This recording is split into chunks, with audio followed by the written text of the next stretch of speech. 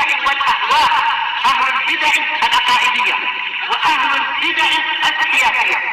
نقول بيننا وبينكم السلف، بيننا وبينكم الكتب، كان فيقول البدع بيننا وبينكم. الحمد لله رب العالمين، والصلاة والسلام على المبعوث رحمة للعالمين، وعلى آله وأصحابه ومن تبعهم بإحسان إلى يوم الدين. أما بعد،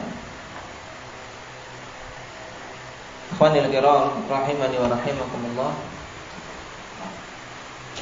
Pada pembahasan kemarin kita telah mempelajari perkara yang sangat penting untuk betul-betul terpatri pada diri setiap muslim,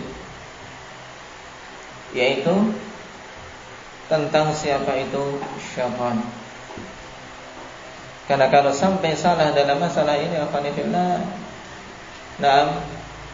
dia akan terjatuh dalam kecelakaan. Siapa itu syaitan? Indak ya Faisal. Musuh kita. Nah, syaitan adalah musuh kita. Kalau sampai salah kemudian menganggap dia teman, maka celaka sudah. Karena tidaklah seorang mengambil syaitan sebagai teman kecuali dia akan terjatuh dalam berbagai musibah dan kesengsaraan di dunia maupun di akhirat. Apa dalilnya kalau syaitan itu musuh kita semua?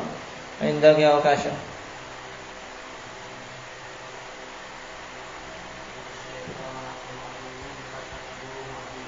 Naam, inna syaitana lakum aduwwun fattakhiduhu aduwwan. Sesungguhnya syaitan itu adalah musuh bagi kalian dan jadikan dia sebagai musuh. Lalu apa cita-cita tertinggi syaitan? Nah, yang dia usahakan siang dan malam untuk mewujudkannya. Rendang ya Iqbal.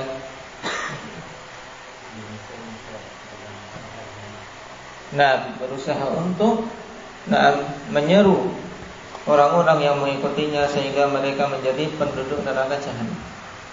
Ini target utama syaitan yang dia mengusahakannya siang dan malam, tidak mengenal lelah.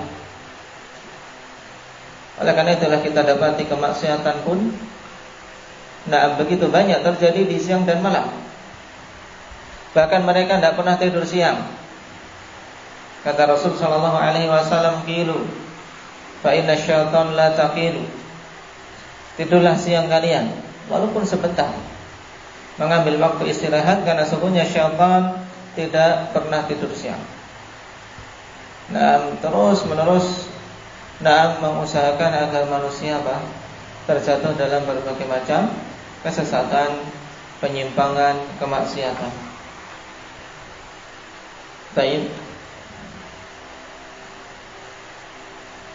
Dan syaitan dalam usaha untuk mewujudkan target dia ini memiliki banyak cara. Dan kita baru mempelajari salah satu di antara cara yang ditempuh oleh syaitan. Apa itu? Pak Agus.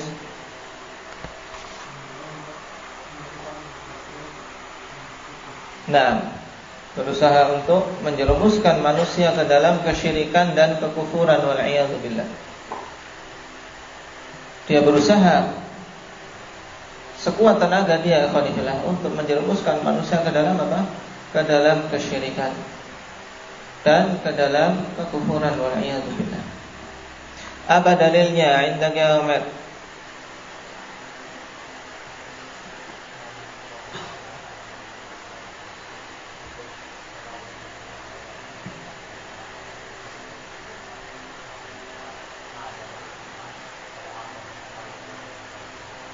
Baik. La'anahullah wa qala la'attakhidanna min ibadika nasiban mafruḍa wa la'udillannahum wa la'umanniyannahum wa la'amurannahum falayubattikunna adhanal an'am wa la'amurannahum falayughayyirunna khalqallah. Dalil yang lain, Ahmad.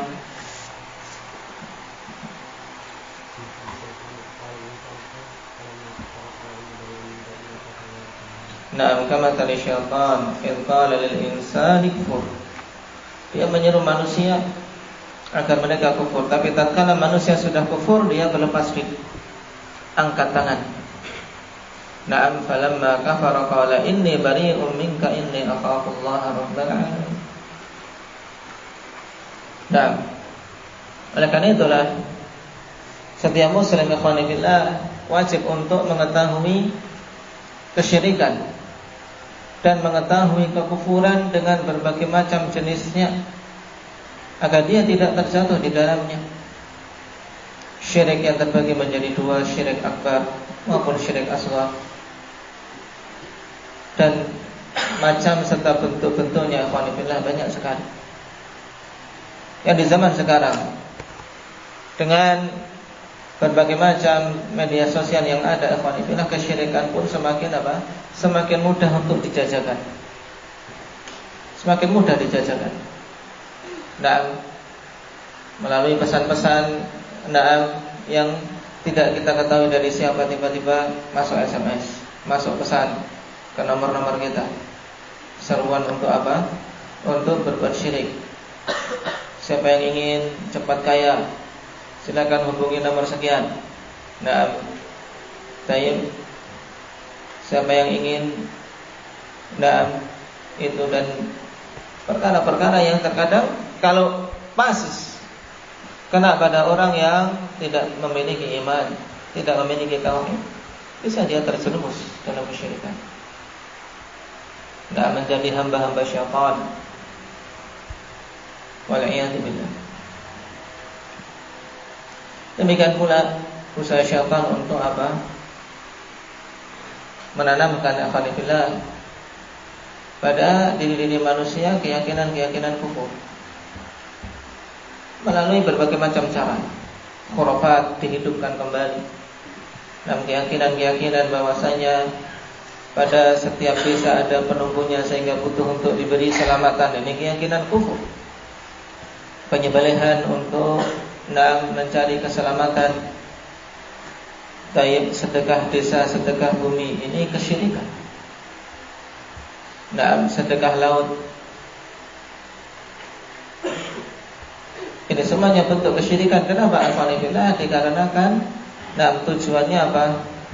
Mempersembahkan untuk selain Allah Subhanahu wa taala perkara-perkara tersebut. Kata Rasul sallallahu alaihi wasallam, la'anallahu man dzabaha li ghairillah. Allah melaknat orang-orang yang menyembelih untuk selain Allah. Dia mengalirkan darah itu dan diperserahkan untuk apa? Untuk Nyai Roro Kidul atau untuk yang lainnya. Semuanya ini adalah apa? Hal-hal afalillah yang tidak akan mampu memberikan kemudaratan sedikit pun. Sebagaimana dia tidak mampu memberikan kemanfaatan sedikit pun kalau Allah Subhanahu wa taala tidak menghendaki. Kalau kita ketahui bersama bahwasanya para jin tidak memiliki kemampuan apapun alhamdulillah untuk menimpakan kemudaratan atau memberikan kemanfaatan. Makanya Rasul sallallahu alaihi wasallam katakan, "Idza sa'alta fas'alillah wa idza ista'anta fasta'in billah." Apabila engkau meminta, mintalah pada Allah. Jangan minta kepada para jin. Dan apabila engkau minta pertolongan, mintalah pertolongan kepada Allah. Jangan minta pertolongan kepada mereka-mereka yang sudah mati. Minta pertolongan kepada Syekh Abdul Qadir Jailani, yang sudah meninggal dan taib beratus-ratus tahun yang lalu.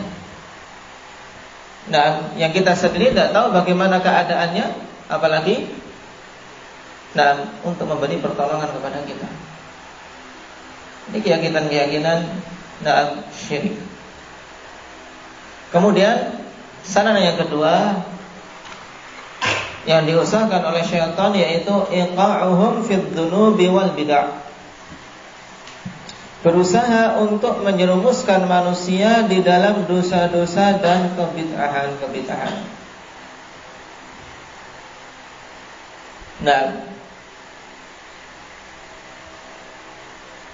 setelah mengusahakan kesyirikan dan kekufuran. Dan ini adalah apa? Target utama syaitan. Kenapa? Karena ini dosa yang paling besar. Sebab kalau sudah terjatuh dalam syirik, terjatuh dalam kekufuran sehingga dia kafir, maka dia kekal di dalam neraka. Kekal di dalam neraka jahannam wal-'iyadu billah. Apa dalilnya bahwasanya orang yang musyrik, syirik akbar, orang yang kafir, dia berada di neraka jahanam, kekal di dalamnya? Baik, Aba Yusuf, semuanya insyaallah sudah hafal ini di juz 30 di surat Al-Bayyinah.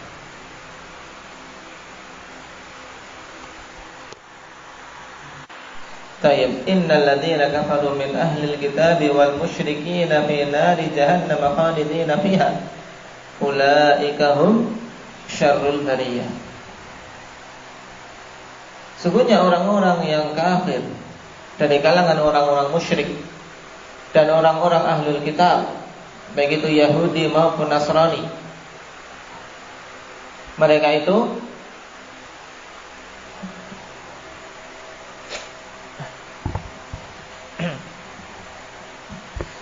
kekal di dalam neraka jahannam.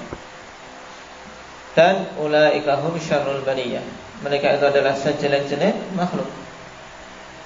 Nah, sejelek-jelek makhluk adalah orang-orang yang kufur pada Allah Subhanahu wa taala, yang berbuat kesyirikan. Mereka telah diberi rezeki, telah diberi hal-hal yang mereka butuhkan di dunia, tapi malah menyekutukan Allah Subhanahu wa taala. Tidak ada yang lebih jelek daripada makhluk yang seperti ini, ya.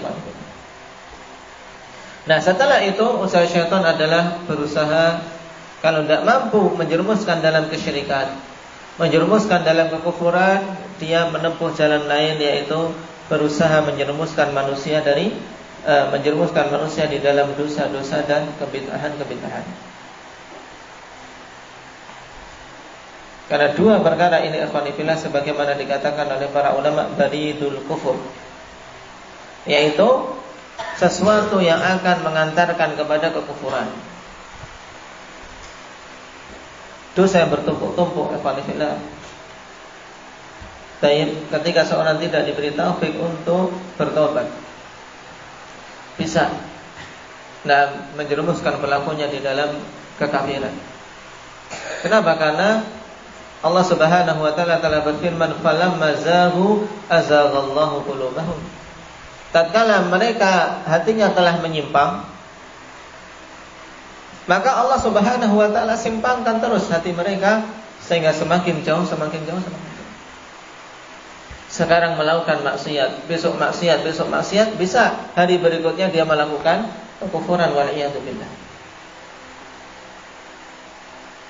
Oleh karena itulah yang dituntut dari kita semua adalah bersegera bertobat, bersegera meminta ampunan pada Allah Subhanahu wa taala sehingga dosa-dosa tersebut terhapus atau minimal tertutupi. Karena sungguh dosa, ikhwan fillah, mesti memiliki dampak bagi pelakunya, baik pada perkara-perkara dunianya maupun kelak pada perkara akhiratnya, kalau tidak bertobat kepada Allah Azza wa Jalla. Dan digandengkannya dosa dengan kebid'ahan, ikhwan fillah, yang hakikatnya kedua-duanya sama-sama dosa. Cuma bid'ah memiliki apa? Memiliki sesuatu yang khas.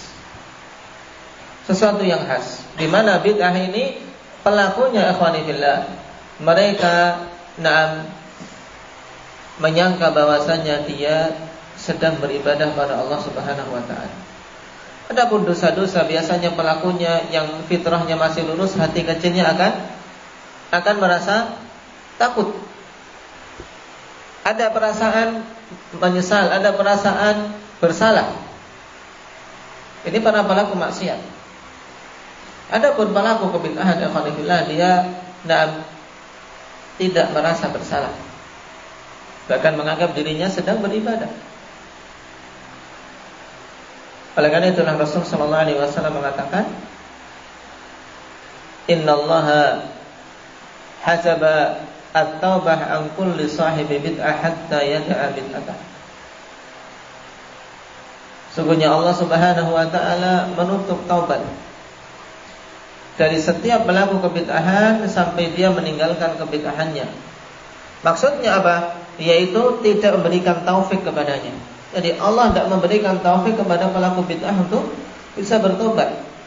Sehingga kebanyakan ikhwanillah pelaku bid'ah ketika diingatkan pun dia tetap apa? Tetap membantah. Ini baik. Nah, kenapa diingkari? Padahal jelas-jelas itu merupakan bentuk kemaksiatan kepada Allah dan Rasulnya. Apa dalil bahwasanya syaitan mengusahakan ini semua? Wa dalilu qauluhu ta'ala innama ya'murukum bis-su'i wal fahsya wa an taqulu 'ala Allahi ma la ta'lamun. Hanyalah syaitan itu akan memerintahkan kepada kalian dengan perkara-perkara yang buruk. Jadi jangan berharap syaitan memerintahkan kalian perkara yang baik.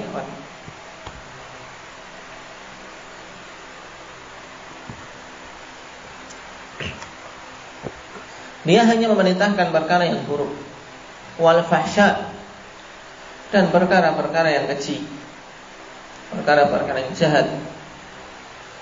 Kemudian wa antakunu 'ala Allahi ma la ta'lamun, dan memerintahkan kalian untuk berbicara atas nama Allah apa-apa yang tidak kalian ketahui.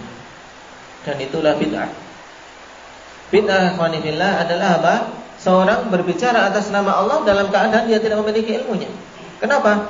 Karena dia beranggapan ini bagus, padahal tidak ada dalil bahwasanya itu perkara yang bagus. Nah, memperingati ulang tahun Nabi SAW, banyak manusia menganggap itu perkara yang bagus.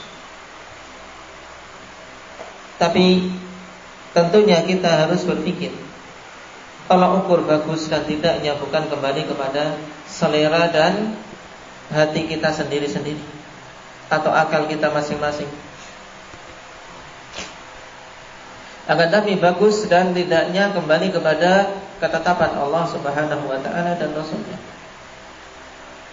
Kalau seseorang beranggapan itu sebagai suatu ibadah yang bernilai pahala di sisi Allah dan akan mengantarkan seseorang kepada surga Allah, maka yakin perkara itu tidak akan luput dari penjelasan Nabi sallallahu alaihi wasallam. Dan tidak akan terluputkan dari contoh para sahabat radhiyallahu alaihim. Karena mereka orang-orang yang telah Allah puji, digelari dengan as-sabiqun al-awwalun. Karena apa? Mereka orang-orang yang bersegera. Bersegera.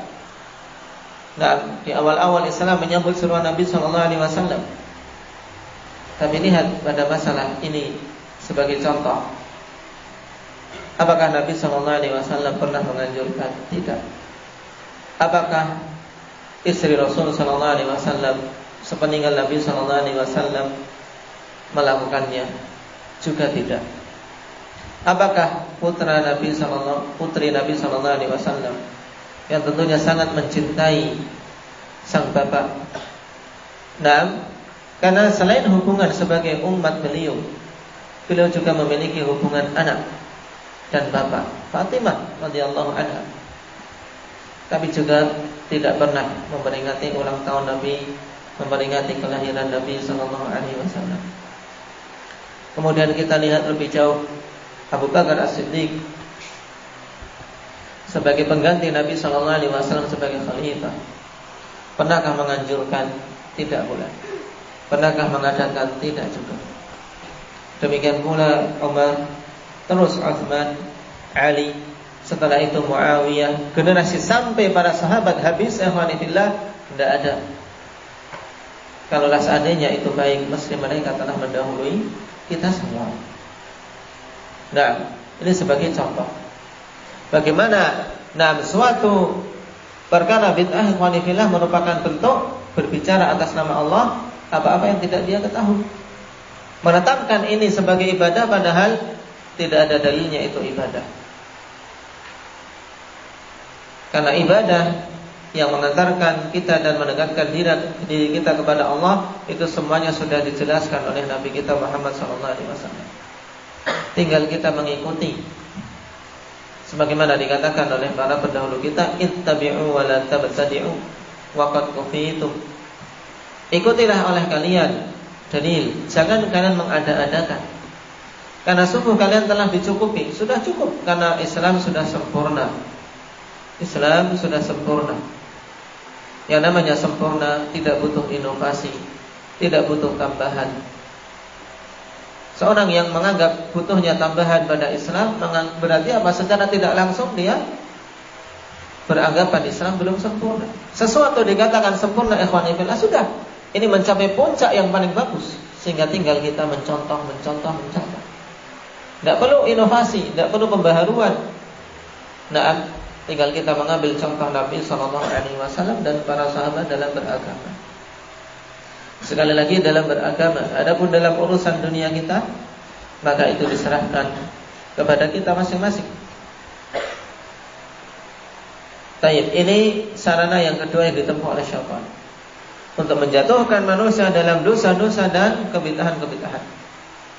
Dan sungguh ikhwanillah betapa banyak manusia yang terjatuh di dalamnya. Dan kita sendiri pun tidak merasa aman. Tidak boleh seorang muslim merasa aman ikhwanillah dari terjatuh di dalam dosa-dosa. Dan juga hendaknya kita senantiasa merasa khawatir terjatuh dalam kebid'ahan-kebid'ahan sehingga mengganti-ganti agama ini. Karena sungguh mereka yang terjatuh dalam kebid'ahan berarti dia telah mengganti-ganti agama, membuat hal-hal yang baru dalam perkara agama, yang terancam terusir dari telaga Nabi SAW. Ketika manusia dalam kondisi sangat haus di padang mahsyar, kemudian mulai ke tahapan berikutnya untuk mereka dimintai pertanggungjawaban amalan-amalan. Di situ umat Muhammad SAW diberi izin untuk minum dari telaga yang dinamakan dengan haud Nabi SAW, yang warnanya lebih putih dari susu, rasanya lebih manis daripada madu, kemudian wanginya lebih wangi daripada misik. Siapa saja yang minum darinya tidak akan pernah merasakan haus lagi. Tapi ketika datang suatu kaum yang Rasulullah SAW mengenalnya, ternyata diusir. Mengenalnya maksudnya mereka kaum jadi umat Muhammad, ternyata diusir oleh para malaikat. Nah, maka Nabi SAW, mereka adalah umatku, mereka umatku. Ternyata kenapa diusir? Nah, innaka la tadri ma ahdatsu ba'dak. Sungguhnya engkau tidak tahu apa-apa yang telah mereka ada-adakan setelahnya. Itu mengada-adakan perkara yang baru di dalam agama, wal'iyadu billah.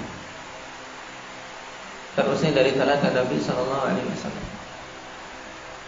Dan semoga Allah Subhanahu wa ta'ala berikan kekokohan kepada kita untuk berjalan di atas sunnah Nabi SAW. Karena sungguh alhamdulillah, inilah yang akan mengantarkan kepada keselamatan. Berjalan di atas bimbingan Al-Quran dan di bimbingan sunnah Nabi SAW dengan pemahaman yang benar, bukan dengan pemahaman kita sendiri-sendiri. Nah, karena banyak slogan, semuanya berdasarkan Al-Quran, sunnah, Al-Quran, hadis. Tapi dengan pemahaman siapa untuk kita bisa selamat? Nah, pemahaman yang menjadi patokan ikhwanillah yaitu pemahaman para sahabat, para tabi'in dan para tabi'in tabi'in. Ini 3 generasi. Kenapa? Karena 3 generasi inilah yang mendapatkan rekomendasi dari Nabi SAW. Khairun nasi qarni, thumma alladhina yalunahum, thumma alladhina yalunahum. Sebaik-baik generasi adalah generasiku, para sahabat, kemudian setelahnya para tabi'in, dan setelahnya para tabi'in tabi'in. Sehingga kalau kita ingin selamat dalam beragama, kembalikan pemahaman agama kepada generasi awal dengan mempelajari riwayat-riwayat, mempelajari hadis, dan athar. Kemudian Sarana yang ketiga yang ditempuh oleh syaitan yaitu sadduhum 'anit tha'ah. Mereka berusaha untuk menghalang-halangi manusia dari ketaatan. Kalau tidak bisa dijerumuskan dalam dosa, juga tidak kena untuk dijerumuskan di dalam kemaksiatan, mereka masih punya cara lain. Cara berikutnya adalah dihalang-halangi dari berbuat ketaatan. Ditimbulkan kesibukan, ditimbulkan gangguan, atau dari diri sendiri ditimbulkan rasa berat. Intinya dihalang-halangi. Sebagaimana firman Allah Subhanahu wa taala, la'aqudanna lahum shiratal mustaqim. Sungguh aku akan duduk di jalanmu yang lurus. Untuk apa? Menghalangi manusia jangan sampai dia kokoh di jalan yang lurus tersebut. Dipalingkan seorang yang menuntut ilmu agama, dipalingkan dengan apa? Dengan fitnah dunia, sehingga tidak jadi mempelajari agama. Seorang yang ingin datang ke masjid dipalingkan, dihalang-halangi oleh syaitan, ditimbulkan rasa berat. Kalau kamu ke masjid, akan timbul ini dan itu. Untuk apa ke masjid? Dan seterusnya. Syaitan terus menerus menghalang-halangi. Maka yang demikian ini ikhwanillah harus kita lawan. Apa saja yang kita ketahui itu ketaatan, maka minta pertolongan kepada Allah untuk bisa melaksanakannya. Makanya ketika keluar rumah kita ikhwanillah, di antara yang Rasulullah SAW bimbingkan adalah untuk membaca doa Bismillahi tawakkaltu 'ala Allah, la haula wala quwwata illa billah. Kenapa? Agar kita tidak dipalingkan dari ketaatan menuju kemaksiatan. Dengan menyebut namamu ya Allah, aku bertawakal kepadamu. Tidak ada kemampuan untuk melakukan ketaatan dan tidak ada kekuatan untuk menjauhi kemaksiatan kecuali dengan pertolonganmu. Ini makna dari la haula wala quwwata illa billah. La haula, yani tidak ada kemampuan pada diri kami untuk melakukan ketaatan. Wala quwwata, tidak ada kekuatan pada diri kami untuk meninggalkan maksiat. Tidak ada sama sekali. Illa billah, kecuali dengan pertolongan dari Allah. Maka zikir ini sangat penting untuk kita bisa kokoh di atas jalan ketaatan dan tidak menyimpang ke kiri ke kanan dikarenakan melihat maksiat, dikarenakan kebid'ahan-kebid'ahan. Lihat, satu zikir sebelum kita ketika kita mau keluar rumah, jangan sampai lupa. Karena kandungannya agung imanillah. Sungguh betapa banyak manusia terhalangi dari ketaatan ikhwanillah, sehingga mereka untuk mendatangi masjid saja begitu berat. Apalagi untuk mendatangi majelis ilmu. Maka sungguh beruntung ikhwanillah orang-orang yang Allah Subhanahu wa taala berikan keringanan kakinya untuk mendatangi majelis ilmu walaupun dalam kondisi sebenarnya capek. Tapi kalau sudah terpatri bahwasanya itu adalah kebutuhan kita, itu adalah amalan yang agung, maka yakin alhamdulillah capek itu hilang di majelis ini. Dulu para pendahulu kita menempuh jalan begitu jauh dengan kaki-kaki mereka. Jabir mendatangi Mesir alhamdulillah dari Madinah sampai ke Mesir dengan perjalanan saat itu perjalanan 1 bulan demi bisa mendapatkan satu hadis. Yang lainnya tidak pakai kendaraan, berjalan kaki yang lain. Pada riwayat perawi hadis begitu banyak. Apa yang menjadikan mereka memiliki kekuatan seperti itu? Ya karena minta pertolongan pada Allah Subhanahu wa taala dan berusaha memerangi syaitan. Karena syaitan tidak akan pernah ridha kita melakukan ketaatan, tidak akan pernah. Jadi mesti diusahakan untuk kita jauh. Ditimbulkan kesibukan-kesibukan. Sehingga kita terlalaikan. Makanya Allah Subhanahu wa taala peringatkan kita dalam Firman-Nya, ya ayyuhalladzina amanu la tulhikum amwalukum wala auladukum an dzikrillah. Wahai sekalian orang-orang yang beriman, jangan sampai melalaikan kalian anak-anak kalian. Jangan sampai pula melalaikan kalian harta-harta kalian dari mengingat Allah. Wa may yaf'al dzalik fa ulaika humul khasirun. Siapa saja melakukan hal tersebut maka dia itulah orang-orang yang merugi. Maka mari kita mengusahakan diri-diri kita agar kita keluar dari kerugian tersebut dan dengan bersemangat dan memohon pertolongan kepada Allah Subhanahu wa taala serta tidak melemah. Sebagaimana wasiat Nabi sallallahu alaihi wasallam, ihris ala ma yanfa'uka wasta'in billah wa la ta'jaz. Semangatlah pada perkara yang bermanfaat untuk dirimu. Nah, di dunia maupun di akhirat. Kemudian mintalah pertolongan pada Allah dan jangan melemah. Ini 3 wasiat Nabi sallallahu alaihi wasallam. Apabila kita mewujudkannya, khonifillah, yakin seseorang akan keluar dari kerugian di dunia maupun di akhirat. Nas'alullaha at-taufiq was-sadad walhamdulillahi rabbil alamin.